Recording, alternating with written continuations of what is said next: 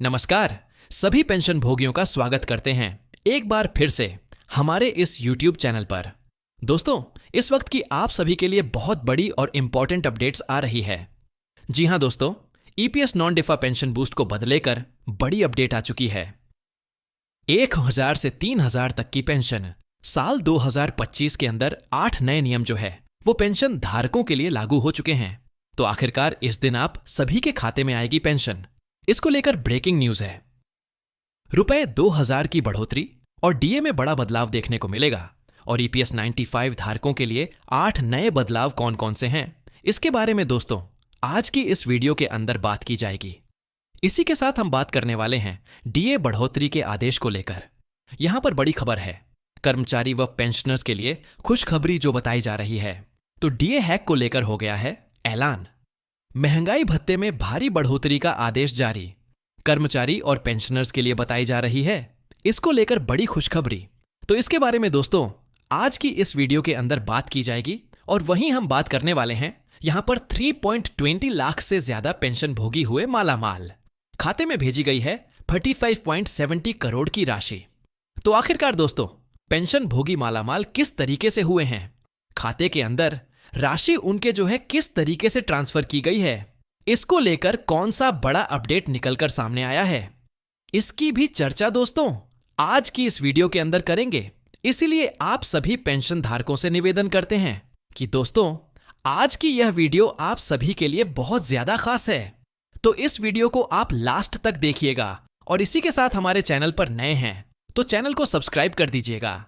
Video को like करने के साथ अपने पेंशन धारक मित्रों के साथ इसे शेयर कर दें ताकि वह भी पेंशन से जुड़ी हर बड़ी खबर सही, सटीक और तथ्यों पर आधारित सबसे पहले देख सकें। तो सबसे पहले हम जानेंगे कि यहां पर जो है इस दिन खाते में आप सभी के लिए आएगी पेंशन। 2000 की बढ़ोतरी और डीए में बड़ा बदलाव हो चुका है। और ईपीएस न पेंशन के लिए 8 नए बदलाव जो है वो कौन कौन से लागू हुए हैं, चलिए इसके बारे में विस्तार से बात करते हैं। भारत के लाखों सेवानिवृत्त लोगों के लिए बड़ी खुशखबरी है। कर्मचारी पेंशन योजना 2025 में एक बड़ा बदलाव होने जा रहा है। सरकार ने न्यूनतम पेंशन राशि 1000 से बढ़ाकर 3000 प्रतिमाह कर दी है, जिससे वरिष्ठ नागरिकों को बेहद जरूरी राहत मिलेगी।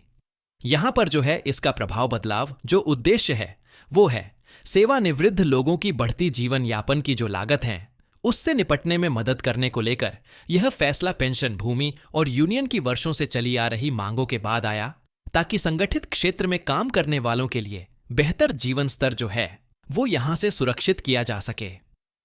साल 1985 में शुरू की गई ईपीएस नफा योजना का प्रबंधन ईपीएफओ के द्वारा किया जाता है।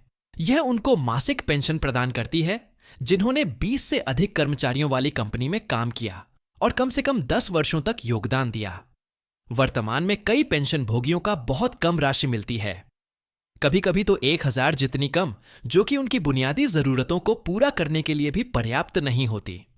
नए नियमों का उद्देश्य पेंशन बढ़ाकर और सेवानिवृत्त लोगों की सहायता के लिए अतिरिक्त लाभ जोड़कर इस समस्या का समाधान करना। अब साल 2025 में बड़ा अपडेट आया है। ईपीएस नाभ योजना में 8 महत्वपूर्ण बदलावों को लेकर जो आप सभी के लिए बड़ा अपडेट आया है, जिसमें प्रमुख बदलावों की बात करें तो सभी पात्र पेंशन भोगियों के लिए न्यूनतम पेंशन बढ़ाकर 3000 प्रतिमाह कर दी गई है। वह 20 वर्षों से अधिक सेवा वाले पेंशन भोगियों को अतिरिक्त 500 मासिक भी मिलेंगी। साथ ही हर 6 महीने में पेंशन समायोजित करने के लिए मुद्रास्फीति से जुड़ा महंगाई भत्ता यानी भी डीए भी शुरू किया गया है।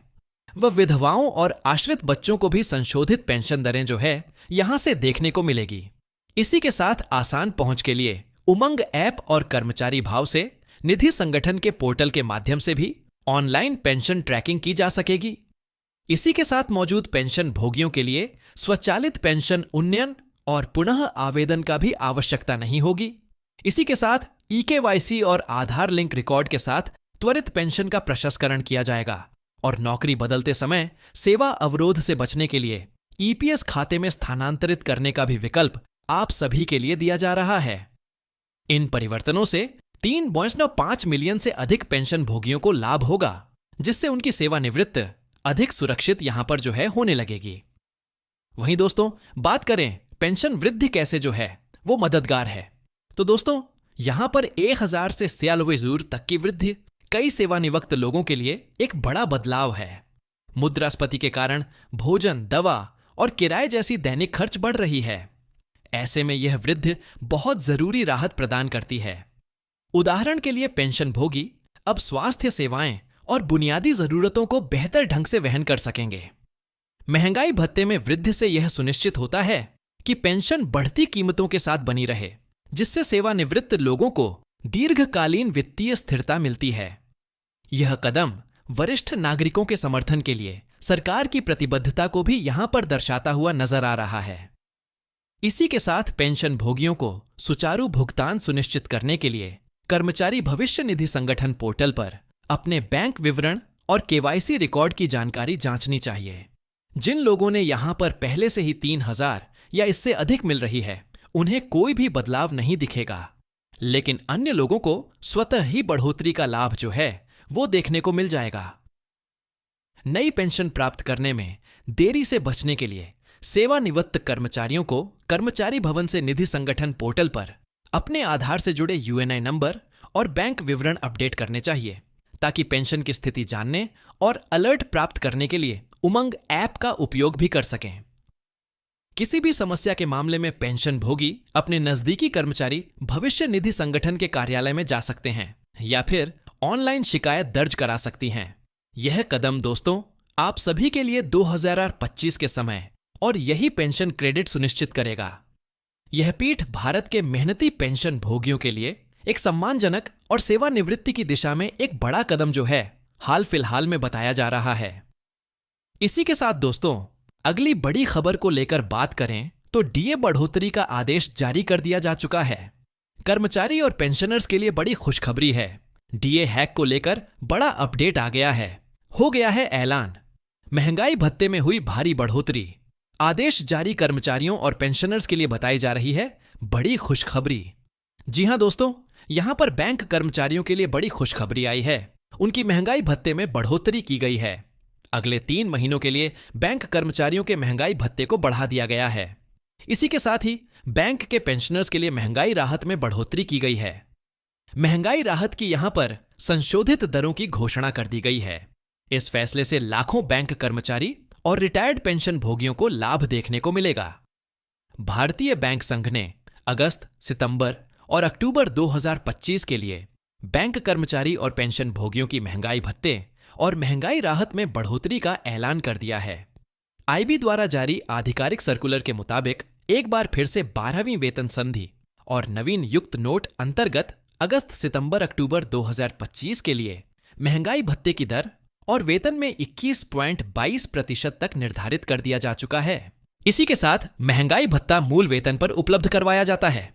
महंगाई भत्ता उपभोक्ता मूल्य सूचकांक की औसत के आधार पर निर्धारित किया गया है। आधार की 2016 के अंतर्गत 123 सिपालांश प्रतिदिन अंक देखने को मिली। वहीं इन तिमाही का औसत 184,309.15 अंक तक निर्धारित किया गया। ऐसे में इनके बीच के अंतर को जो 21.113% का था। पिछली तिमाही से बात की तो पिछली तिमाही की औसत 143 था, जिससे इस बार 1.6 अंकों की बढ़ोतरी हुई और इसी के आधार पर महंगाई भत्ते में बढ़ोतरी की गई। इस महंगाई भत्ते की बढ़ोतरी के साथ साथ राहत दरों में भी समान रूप से बढ़ोतरी हुई है। यह रिटायर्ड बैंक कर्मचारियों को दी जाएगी, जिससे कर्मचारियों के पेंशन में भी बढ़ोतरी हो जाएगी। इसके अतिरिक्त 11वीं बीसी और 8वीं शिफ्ट नोट 11 नवंबर 2020 के अंतर्गत अगस्त, सितंबर, अक्टूबर के लिए बैंक में कार्यरत सभी कर्मचारी पेंशनर्स महंगाई भत्ते की दरों में संशोधन हुआ है। उन्हें वेतन का 100% या 74 पॉइंट यहां पर जो है महंगाई भत्ते के रूप में दिया जाएगा। इस संबंध में आरबीआई ने स्पष्ट निर्देश दिया है कि वृद्धि 3 महीने यानी अगस्त से अक्टूबर 2025 के लिए की गई है। इसके अनुसार ही कर्मचारी और पेंशनर्स की वेतन पर्चियों में संशोधन किया जाएगा। मूल वेतन का 86 या 76% महंगाई भत्ते के रूप में दिया जाएगा, जबकि 12वीं वेतन संधि के अंतर्गत कार्य करने वाले बैंक कर्मचारियों को उनके मूल वेतन का 21.5% महंगाई भत्ते के रूप में मिलेगा।